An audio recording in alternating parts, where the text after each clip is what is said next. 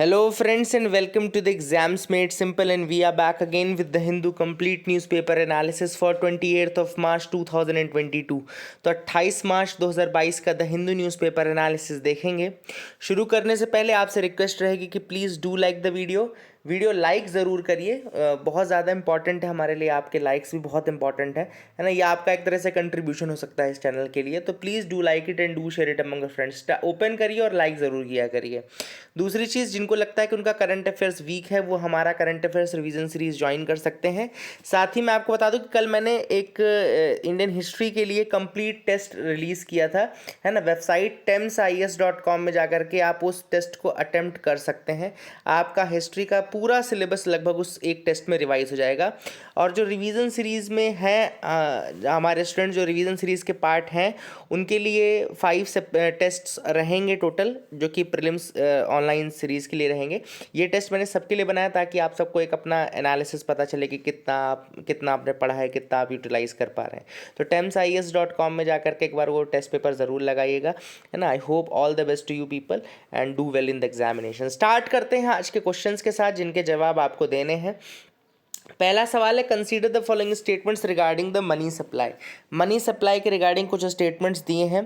पहला स्टेटमेंट कह रहा है the total stock of money in circulation among all the public at a particular point of time is called money supply.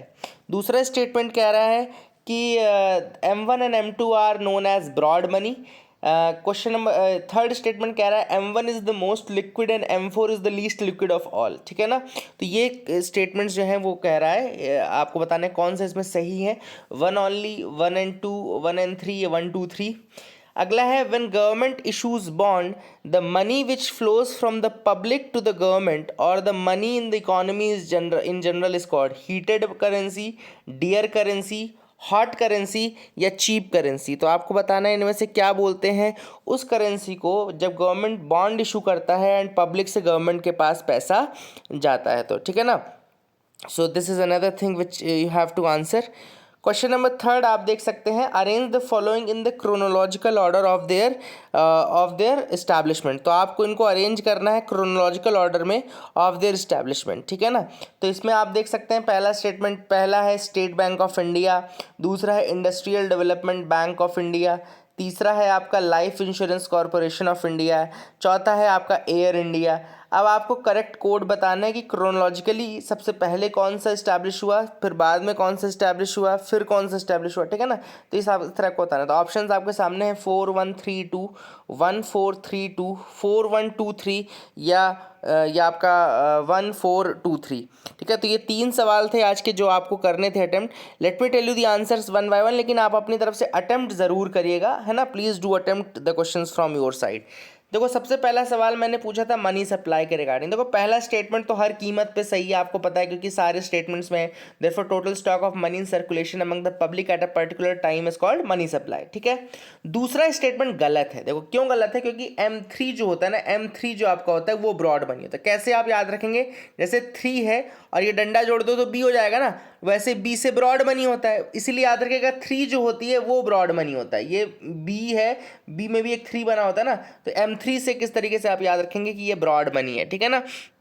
तो दूसरा statement गलत हो गया। M1 एक्चुअली में नैरो मनी कहलाता है। ठीक है, that is actually narrow money, not broad money. तो इसलिए ये हो जाएगा। तो आपका सेकंड स्टेटमेंट गलत हो जाएगा। थर्ड स्टेटमेंट फिर बिल्कुल सही है। M1 सबसे ज़्यादा लिक्विड होता है, फिर M2 लिक्विड होता है, फिर M3 होता है, फिर आपका M4 होता है। तो बिल्कुल ऑर्डर यही होता है। तो ये आपका बिल्कुल सही है। तो 1 and 3 will be the answer for this. दूसरा सवाल मैंने आपसे पूछा था कि जो आपका बॉन्ड इशू करता है गवर्नमेंट और मनी जो पब्लिक से गवर्नमेंट में फ्लो होती है तो क्या कहलाती है। तो एक्चुअली इसको बोलते हैं हम डियर करेंसी। क्या बोलते हैं इसको हम, डियर करेंसी। ठीक है ना। हॉट करेंसी पता क्या होता है, हॉट करेंसी मतलब फॉरेक्स मार्केट में जो टेम्परेरी टाइम के लिए आती है ना, वो हॉट करेंसी होती है, मतलब हॉट करेंसी होती है। ठीक है। That is a thing which is important, ये आपको याद रखना है। चीप करेंसी बेसिकली गवर्नमेंट मान लो रीपरचेज करने लगे अपने बॉन्ड्स को, है ना, मतलब बिफोर देयर मैच्योरिटी गवर्नमेंट अगर रीपरचेज करने लगे तो जो इकोनॉमी में पैसा जाएगा वो फिर चीप करेंसी कहलाएगा, चीप मनी कहलाएगा। कहलाएगा, ठीक है ना। तो ये आपको याद रखना कि डियर मनी क्या है, डियर मनी है जब गवर्नमेंट ने बॉन्ड इशू किया और पब्लिक से गवर्नमेंट के पास पैसा गया। अब सपोज करो ये जो बॉन्ड इशू किया था गवर्नमेंट ने 1 साल के लिए इशू किया था, बट मान लो 6 महीने में ही गवर्नमेंट ने इस बॉन्ड को खरीद लिया मैच्योरिटी से पहले ही, तो जो पैसा इकोनॉमी में आएगा वो आपका कहलाएगा क्या, वो आपका कहलाएगा चीप करेंसी। और इसके अपोजिट जब उन्होंने बॉन्ड रिलीज किया था और जो पैसा पब्लिक से गवर्नमेंट के पास आ रहा था वो डियर करेंसी कहला रहा था, ठीक है ना।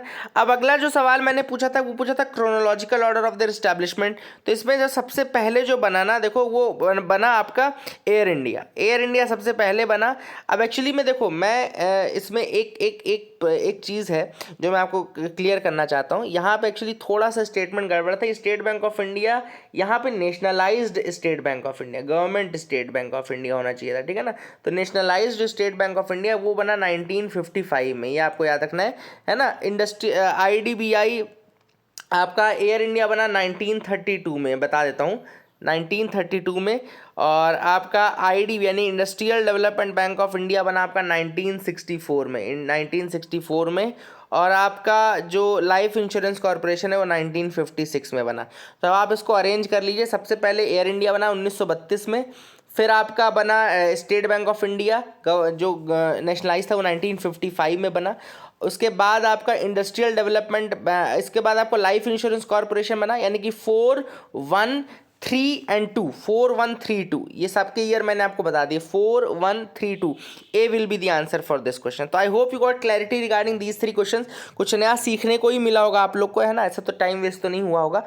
आगे मूव करते हैं, मेंस क्वेश्चन की तरफ आते हैं। देखो मेंस क्वेश्चन मैंने कल आपका रियलाइज़ किया बहुत ही अच्छा आप लोग आंसर लिखना शुरू कर चुके हैं, तो प्लीज़ कंटिन्यू दैट। जैसे कल मैंने यश का आंसर पढ़ा था, very very good answer, very to the point answer, काफ़ी अच्छा आंसर लिखा था यश ने। एंड कई लोग ऐसे हैं जो अच्छा आंसर लिख रहे हैं। यश सागर का आंसर भी मैंने पढ़ा था, बहुत ज़्यादा डिटेल्ड नहीं था आपका आंसर, लेकिन थोड़े बहुत पॉइंट्स थे।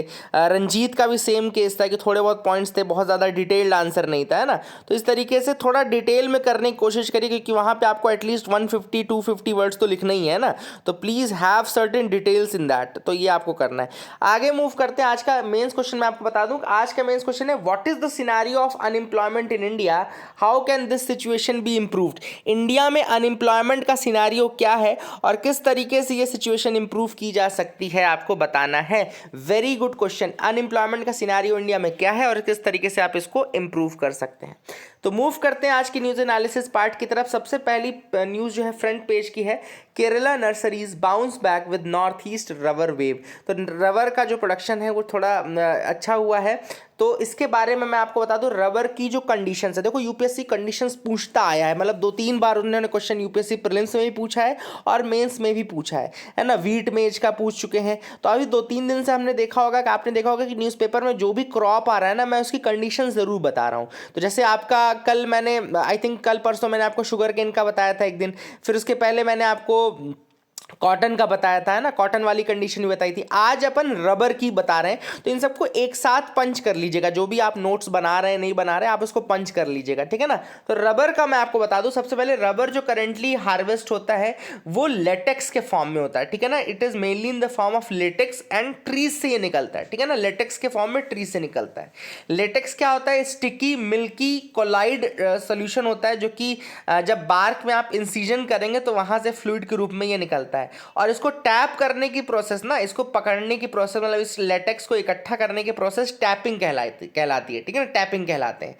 एंड इसी लेटेक्स को फिर रिफाइन किया जाता है रबर के फॉर्म में, कमर्शियल प्रोसेसिंग करके, ठीक है ना। इसी लेटेक्स को फिर रबर के फॉर्म में करते। अब सबसे पहली बात कंडीशन में देखो 3 चीज़ें बहुत इंपॉर्टेंट है। एक तो आपका सॉइल इंपॉर्टेंट है, दूसरा आपका रेनफॉल इंपॉर्टेंट है, और तीसरा आपका टेम्परेचर इंपॉर्टेंट है। तीनों में बता दूं, देखो सॉइल जो इंपॉर्टेंट है इसमें वो लेटराइटिक सॉइल ज़्यादातर यूज होती है। लेटराइटिक सॉइल, लेकिन रेड लूम भी चलेगी, ठीक है ना। तो कौन कौन से सॉइल होंगे, एक हो गया आपका लेटराइटिक सॉइल, लेटरिटिक सॉइल, और दूसरा आपका रेड लोमी सॉइल। तो रेड लोमी सॉइल भी आपका हो सकता है। दूसरा आपका इंपॉर्टेंट है temperature.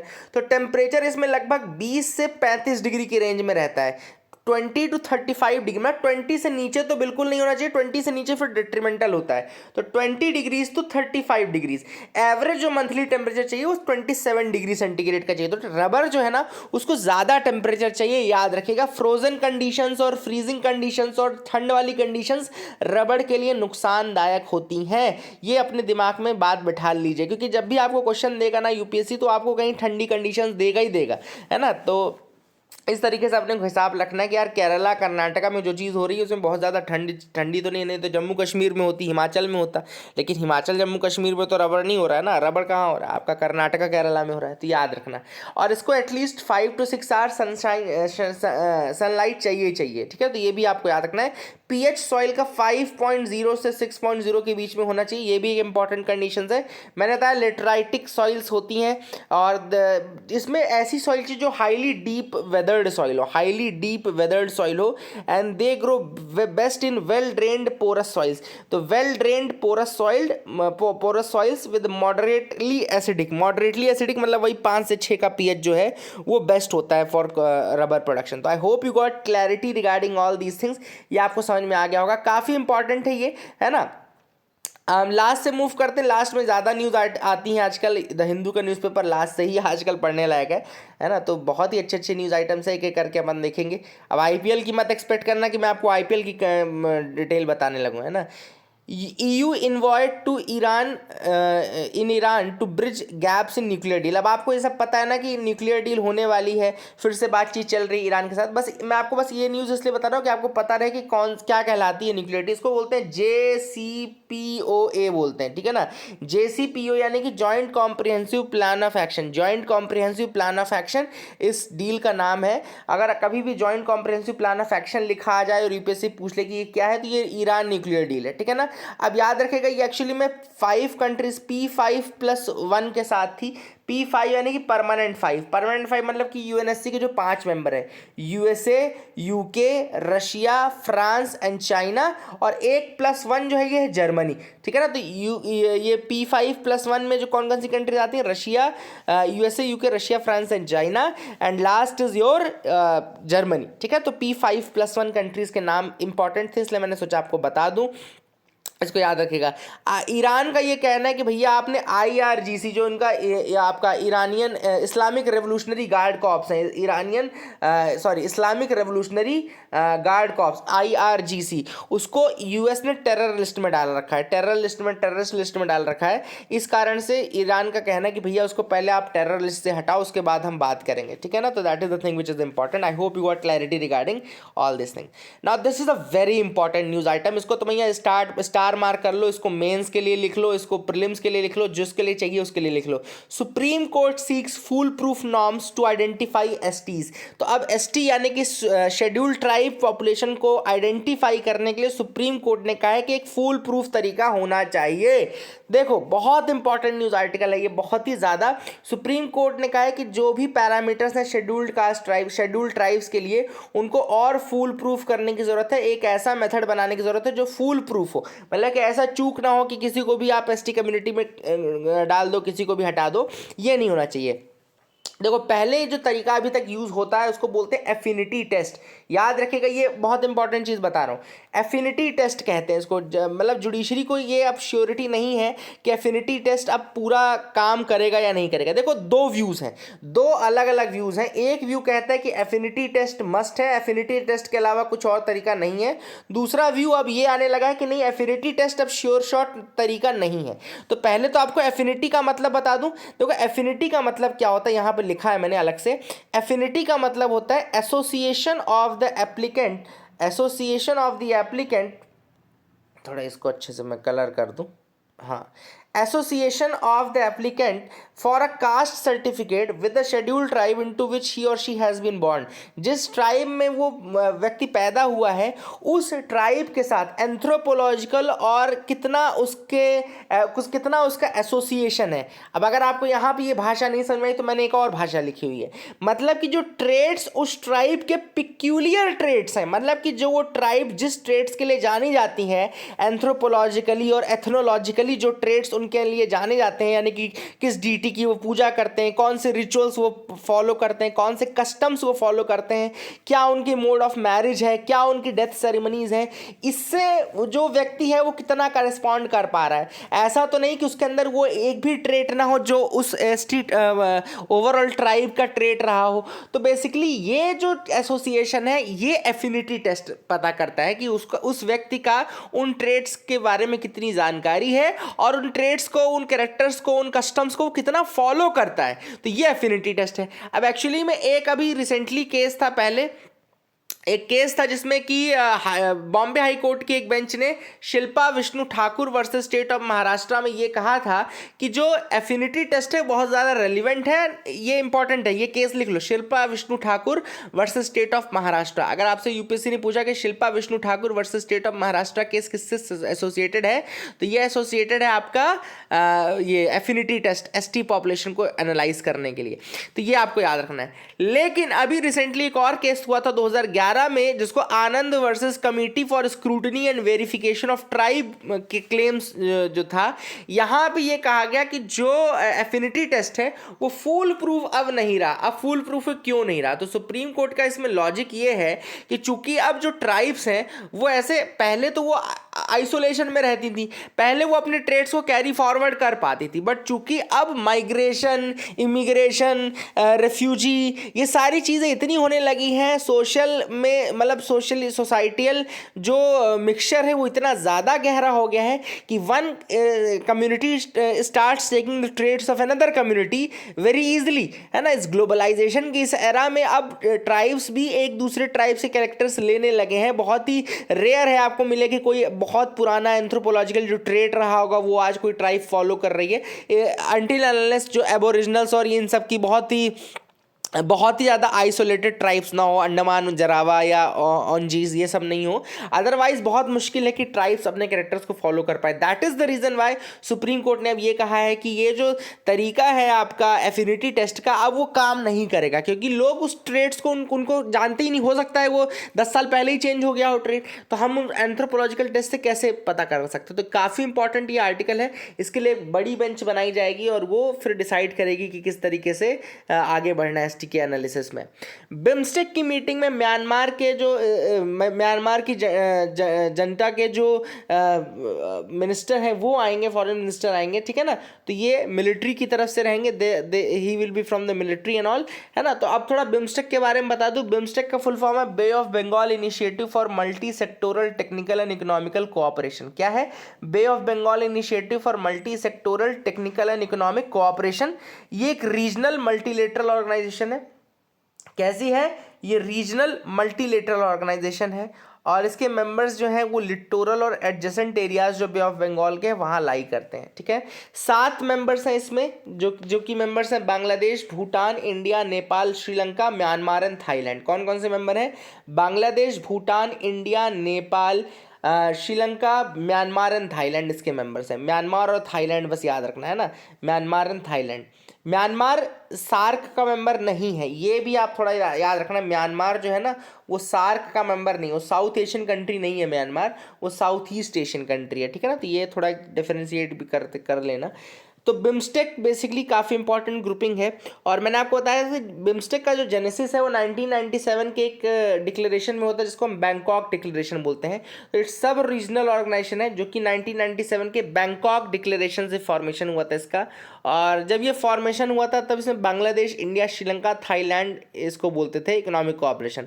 Bangladesh, India, Sri Lanka, Thailand economic cooperation बोलते थे। और 1997 में फिर बाद में से म्यांमार जब जुड़ा तो उसको बिम्स्टेक बोलने लगे, ठीक है ना। फिर इसमें नेपाल और भूटान बाद में जुड़े, नेपाल एंड भूटान 2004 में जुड़े हैं। तो ये आपको याद रखना है, इसको बोलते हैं Bay of Bengal initiative for multi sectoral technical and economic cooperation. तो बंगाल एंड ये आपका नेपाल एंड भूटान फिर लास्ट में 2004 में जब जुड़े तब इसका नाम बे ऑफ बंगाल इनिशिएटिव पड़ा। तो I hope you got clarity. अब यहाँ पे Anurag Thakur has launched skilling project at Dubai expo. तो union minister for information and broadcasting जो अनुराग ठाकुर हैं उन्होंने लॉन्च किया है training for Emirates job and skills. Training for Emirate jobs and skill, याद रखिएगा, यूएई बोलते हैं ना, यूनाइटेड अरब एमिरेट्स बोलते हैं। तो training for Emirate jobs and scheme, इसको तेजस स्कीम नाम दिया गया है, Tejas, training for Emirate jobs and skills. ये दुबई एक्सपो में उन्होंने लॉन्च किया है।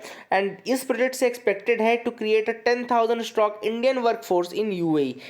10,000 से ज़्यादा इंडियन स्ट्रॉन्ग वर्कफोर्स जो रहेगी यूएई में बनाने का, ये वही है ना कि एमिरेट्स वर्कफोर्स के लिए ट्रेनिंग एंड स्किल प्रोवाइड की जाएगी। स्किल सर्टिफिकेशन दिए जाएंगे ऐसे कोर्सेज में जिनकी ज़रूरत वहाँ पे यूएई में हो, और ऐसे जो कोर्सेज को डिप्लोमा कोर्सेज का जो सर्टिफिकेट लेके जाएंगे उनको वहाँ पे काम दिया जाएगा। तो Tejas is basically aimed at creating pathway to enable Indian workforce to get equipped for skill and market requirements in UAE। तो UAE की जो मार्केट रिक्वायरमेंट है उसके अकॉर्डिंग स्किल डेवलपमेंट किया जाएगा। तो I hope you got clarity regarding all this things, आप समझ में आ गया होगा। आगे मूव करते हैं। ये न्यूज़ वैसे मैं आपको बता तो सकता हूँ लेकिन इतना ज़्यादा आपको इम्पॉर्टेंट नहीं, क्योंकि इसमें बहुत सारे प्रोजेक्ट्स के बारे में नहीं है। इसमें केवल और केवल यही मेंशन है कि कितने की हमारी स्पेस इंडस्ट्री है, बस ज़्यादा इंपॉर्टेंट नहीं है। रोल ऑफ वीआरआर, देखो मैं आपको बहुत ज़्यादा फेडअप नहीं करना चाहता हूँ कि आपको बहुत ज़्यादा इन्फॉर्मेशन दे दूँ कि भैया कांग्रेस के यंग नेताओं ने क्या कहा है। ये सब चीज़ें आपको जानना जरूरी नहीं है। जो जो एग्जाम पॉइंट ऑफ व्यू से इंपॉर्टेंट है अपन वही जानेंगे, है ना। हमारे न्यूज़पेपर पढ़ने और हमारे दादाजी के न्यूज़पेपर पढ़ने में अंतर होना चाहिए ना। हमको पान के ठेले में खड़े होकर डिस्कशन नहीं करना है, हमको यूपीएससी निकालना है। The role of VRR for a flawless gaming experience. अब ये वीआरआर क्या होता है ये हम जान लेते हैं। वीआरआर है वेरिएबल रिफ्रेश रेट। क्या होता है, देखो मैं आपको, आपके मोबाइल का एक रिफ्रेश रेट होगा, आप सबको भी पता होगा, जिसको नहीं पता मैं बताता हूँ। हर मोबाइल का एक रिफ्रेश रेट होता है। रिफ्रेश रेट क्या होता है, नंबर ऑफ टाइम्स आपका डिस्प्ले रिफ्रेश होता है एक सेकंड में। Refresh rate is actually the number of time, refresh rate is actually the number of times your display refreshes in 1 second. Your display refreshes in 1 second. तो एक second में जितनी बार आपका रिफ्रेश होगा डिस्प्ले, वो कहलाएगा रिफ्रेश रेट। 30 बार हो रहा है तो 30 हर्ट्ज रिफ्रेश रेट हो जाएगा। 60 बार हो रहा है तो 60 हर्ट्ज रिफ्रेश रेट हो जाएगा। आजकल मोबाइल आने लगे 120 हर्ट्ज तक, मतलब 120 टाइम।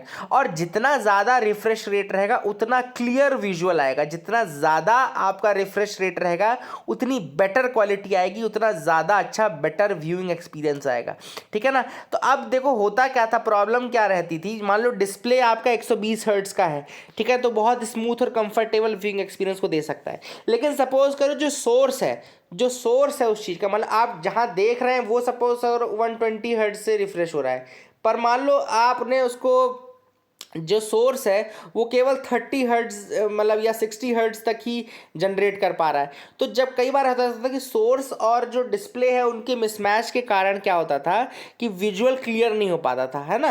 मतलब फ्रेम्स पर सेकंड, कितने फ्रेम्स पर सेकंड है उनके हिसाब से भी देखो, आपने सिर्फ रिफ्रेश रेट बढ़ा दिया लेकिन आपका जो FPS है वो डिक्रीज है। आपका FPS यानी कि फ्रेम्स पर सेकंड अगर डिक्रीज है तो रिफ्रेश रेट बढ़ाने भर से कुछ नहीं होगा। तो इस मिसमैच के कारण जो मतलब डिवाइसेस रहते थे वो बहुत ज़्यादा अच्छे से काम नहीं कर पाते थे। तो ऐसे में वीआरआर की ज़रूरत क्यों पड़ी, ये है variable refresh rate. Variable refresh rate मतलब कि ये आपके फ्रेम्स पर सेकंड के हिसाब से अपनी फ्रीक्वेंसी को वेरिएशन कर सकता है, सोर्स के हिसाब से अपनी फ्रीक्वेंसी को वेरिएट या वेरिएबल कर सकता है, ठीक है ना।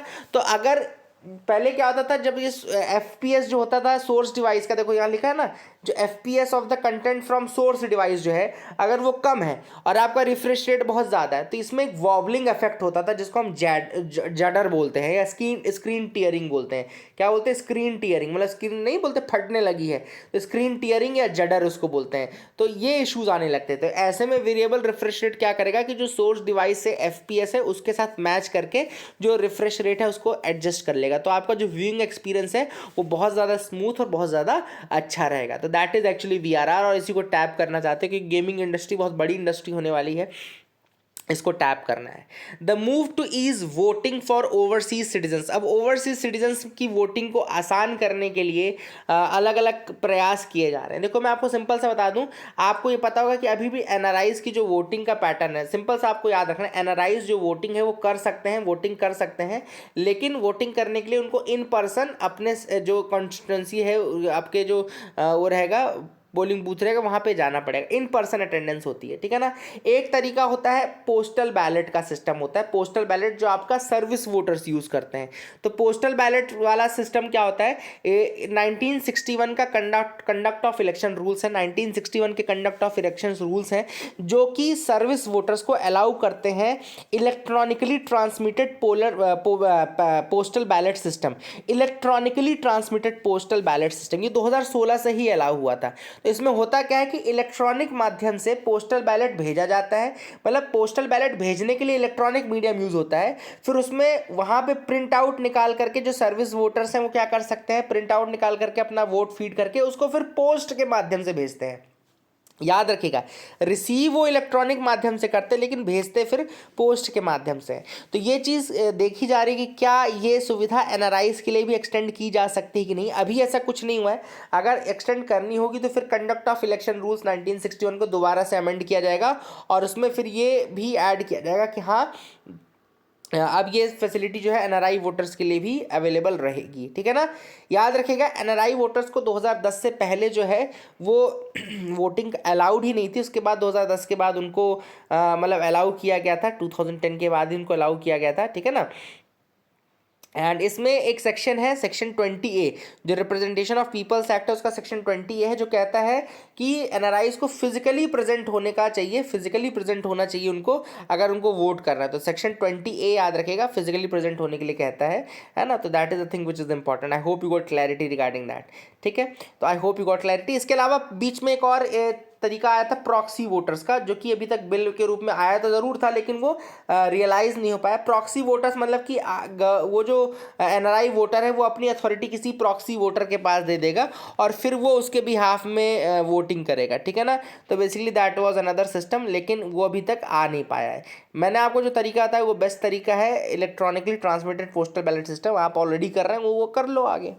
US cuts a deal with EU vis a vis LNG. तो अब यहाँ पे एलएनजी ने लिक्विफाइड नेचुरल गैस के प्रोडक्शन के लिए और उनको मैन्युफैक्चर करने के लिए यूएसए ने डील कर ली है ईयू के साथ। देखो मैंने बताया ना, यूएसए हमेशा हर वॉर का फ़ायदा उठाया है। यूएसए ने, यूएसए को तो फ़ायदा हो रहा है ना, रशिया की जगह अब यूएसए ले रहा है। जो रशिया क्रूड ऑयल और गैस ट्रांसफ़र करता था यूरोपियन यूनियन कंट्रीज़ को, अब वो कौन कर रहा है, वो अब अमेरिका करने लगा है। तो ये यूएस और ईयू की जो एलएनजी डील है ये यूएस को काफ़ी ज़्यादा अच्छी लग रही है और यही कारण है कि यूएस ने यूक्रेन को भड़का करके पूरा लड़ाई झगड़ा करवाया। तो कुल मिलाकर के जो पूरी लड़ाई है ना वो यूएस की कराई गई है।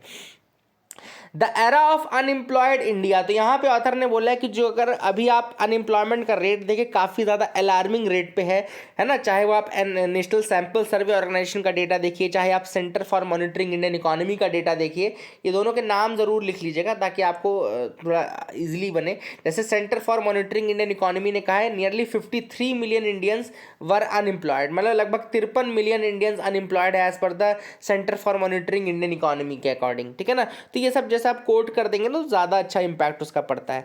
तो ऑथर ने अब ये बोला कि देखो ये जो अनएम्प्लॉयमेंट है काफ़ी ज़्यादा मात्रा में बढ़ता जा रहा है। इसके कई रीजंस हैं। रीजंस क्या क्या है, जैसे एक तो ऑथर ने बताया सबसे पहला कि गवर्नमेंट का जो इन्वेस्टमेंट है हेल्थ केयर में, एजुकेशन में, ये सब बहुत कम है। इंडिया का गवर्नमेंट का ही बहुत कम है। अगर यहाँ पे आप इन्वेस्ट नहीं करेंगे तो किस तरीके से एम्प्लॉयमेंट बढ़ पाएगा, लोगों का एम्प्लॉयमेंट बढ़ ही नहीं पाएगा अगर हेल्थ एंड एजुकेशन सेक्टर में आपने इन्वेस्ट नहीं किया। मतलब कि देखो वैकेंसीज इतनी ज़्यादा है, अभी भी ज़्यादा है, लेकिन आप इन्वेस्ट नहीं करना चाहते हैं। आप हेल्थ केयर वर्कर्स की कमी को पूरा नहीं करना चाहते, आप टीचर्स की कमी को पूरा नहीं करना चाहते, आप प्रोफेसर्स की कमी को पूरा नहीं करना चाहते। भैया अगर आप पूरा करना चाहते तो आप वैकेंसी निकालते तो इन लोगों को जॉब मिल पाता। दूसरी चीज़ ऑथर ने कहा है कि देखो एक और बहुत बड़ा इशू ये है कि जो हाईली क्वालिफाइड लोग हैं वो अब बहुत छोटी मतलब अनएम्प्लॉयमेंट के कारण ही तो ऐसा हो रहा है। Highly qualified peoples are even going for the jobs of peon and all, है ना। मतलब प्यून की वैकेंसी निकली थी तो उसमें से 27 अगर फॉर्म भरे हैं तो आधे से ज़्यादा फॉर्म उसमें पोस्ट ग्रेजुएट के थे। तो आप देख सकते हैं कि अगर प्यून जैसी नौकरी के लिए भी लगभग ये नहीं कहना है कि मतलब वो नौकरी ख़राब है, लेकिन आपके क्वालिफिकेशन से आपकी नौकरी तो मैच करनी चाहिए ना। एटलीस्ट आप जिस नौकरी में हो उसमें आपका हाईएस्ट क्वालिफिकेशन तो मांगा हो। अब प्यून की नौकरी में मान लो 8वीं पास या 10वीं पास या 12वीं पास मांग रहा है, लेकिन आप क्या हो, आप पोस्ट ग्रेजुएट हो, यू आर पोस्ट ग्रेजुएट। तो ऐसे में क्या वो नौकरी आप करने योग्य हो, नहीं करने योग्य, लेकिन आप फिर भी उसका फॉर्म भर रहे हो। तो इससे एक इशू बहुत अच्छा ऑथर ने बताया कि इससे होता क्या है कि धीरे धीरे जो रिक्वायरमेंट है जॉब्स की वो बढ़ जाती है। फॉर एग्जाम्पल पहले मैं आपको बता दूं, जैसे कांस्टेबल की जो भर्ती होती थी पहले, मैं आपको बस पुलिस डिपार्टमेंट का बता सकता हूँ, कांस्टेबल की भर्ती में 12th पास को भी लिया जाता था, ठीक है ना, 12th पास को। धीरे धीरे अब वो बढ़ गया है, अब मान लो वो ग्रेजुएट लेवल पे आ चुका है। आजकल जितने भी उसमें कांस्टेबल और ये सब आ रहे हैं सब ग्रेजुएट हैं। अब आप इमेजिन करिए कि पहले जो चीज़ 8वीं में होती, 8वीं तक के बच्चों के लिए हो जाती थी अलाउड, फिर वो 10वीं तक हुई, फिर 12वीं तक हुई, अब वो ग्रेजुएट लेवल पे आ चुका है। तो आप देख सकते हैं कि क्या होता है कि धीरे धीरे जब अनएम्प्लॉयमेंट बढ़ता रहता है ना, तो जो धीरे धीरे उस जॉब का रिक्वायरमेंट है वो इंक्रीज हो जाता है। अब जॉब का रिक्वायरमेंट इंक्रीज हो जाएगा अगर सपोज करो, तो अब जैसे ग्रेजुएट हो गया तो फिर 12वीं पास तक के लोग कहाँ जाएंगे, फिर तो पहले वो नौकरी जो कर सकते वो भी नहीं कर पाएंगे। फिर इसीलिए फिर आपका वही जो कैजुअलाइजेशन ऑफ वर्कफोर्स, ये आपका लेबर फोर्स की तरफ जब जाता है, इनफॉर्मलाइजेशन ऑफ द इकोनॉमी जिसको बोलते हैं, है ना, इनफॉर्मल सेक्टर में सब लोग जाने लगते हैं, ये सब फिर बढ़ने लगता है, ठीक है ना। That is the thing which is important. तो ये भी एक इंपॉर्टेंट चीज़ है। तो ऑथर ने वही बोला कि ये चीज़ जो है इस कारण से अनएम्प्लॉयमेंट और ज़्यादा बढ़ता जा रहा है एंड ओवरऑल जो है अनएम्प्लॉयमेंट बहुत ज़्यादा है। एक तो दूसरी चीज़ ये है कि स्किल डेवलपमेंट में आपने अभी तक ज़्यादा काम किया नहीं था। स्किल डेवलपमेंट में देखो इससे पहले ज़्यादा काम हुआ नहीं था, प्लस स्किल्स इतना जल्दी चेंज हो रही हैं कि आप जो स्किल्स प्रोवाइड भी कर रहे हैं वो आउटडेटेड हो जा रही है इंटरनेशनल मार्केट में जा करके, तो फिर इस कारण से भी जॉब नहीं मिल पाता। तो आपको कोशिश करनी कि इन्वेस्टमेंट आप रेगुलर रखें और जो मार्केट है उसको स्टडी करें कि कौन से स्किल चाहिए, उसी के बेसिस पे आप उनको स्किल्स प्रोवाइड करिए, है ना। तो that is the thing which is important. I hope you got clarity regarding all this things. आपको समझ में आ गया होगा ये, है ना। So that is it for the day, friends. I hope you liked our video. Please do like, share, and subscribe. Keep loving us, keep sharing us. Thank you and have a nice day.